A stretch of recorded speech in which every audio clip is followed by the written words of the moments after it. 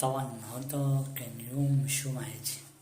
فرحة أخويا أبو زيد كانت في 45 العصافرة، والفرحة التانية كانت فرحة الرابعة في غاية العنب.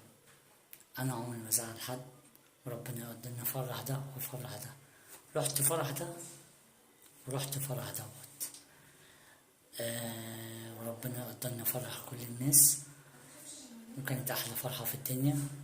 العلوة وغاية العنب كلها بتفرح، فأنت بيحبكم، أنا بحبكم. الحمد لله وفقت بين الشغل وبين فرح أبو زيد وفرح الربع.